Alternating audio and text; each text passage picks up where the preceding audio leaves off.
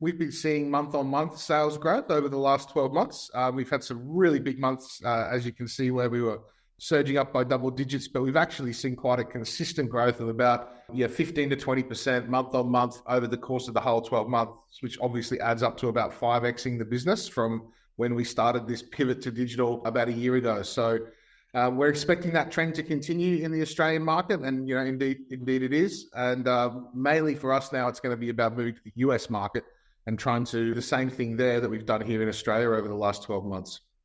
We've got 2 retail channels that we're going to be focusing on. One of them is Coles here in Australia. So over the last 12 months, we've moved from having one unit, one SKU, our 50 gram in Coles, and now we've got 3, which is our Tucky My Shot, the 50 gram, and our best-selling product, the 150 gram. So we've seen a big uplift in sales, obviously, as we sold into that channel. Over the first 3 to 4 months since we've been in there, we are seeing month-on-month increases in the orders coming through from Coles for that channel as well. So we actually think that growth is being supported by, obviously, more distribution. We've got about 700 stores with the little packet, about 600 with the shops, and about 300 with the 150.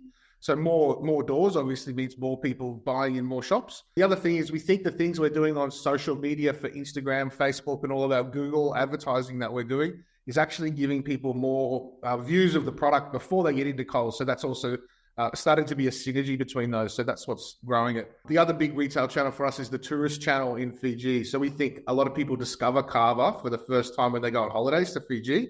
So we want to make sure we really own that holiday experience from the airport to the resorts to the tourist shops all around Fiji. That's the other channel that's growing. It's quite big for a Fijian channel. It's about $500,000 Fijian every year, but not huge for the company, but very important, we think, to build that awareness of the product for people in Fiji. Thinking of the Kava market, in the 90s and the early 2000s, there was a massive Kava market in Europe as a prescription medicine. We think around about $1 billion potentially of sales worth of prescription medicine Kava.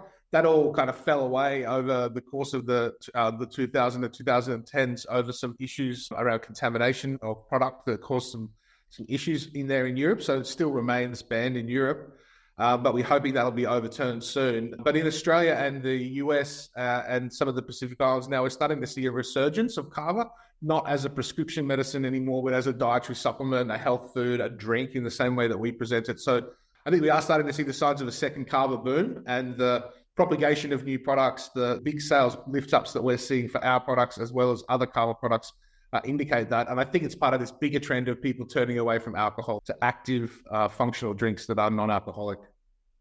If the tailwinds that we're seeing, continue, that we could be seeing a demand doubling for our products over the next 6 months. We're putting a lot of effort now into upgrading our facility. So we just completed a rights issue and follow-on placement to raise over $2 million. About more than $500,000 of that's going to go towards upgrading critical parts of our factory that will more than triple our capacity. So we're really able to serve up to 3, 4, 5 times the demand that we're seeing at the moment from the factory after that upgrade's complete. And we expect that to be completed somewhere in Q2 of this financial year.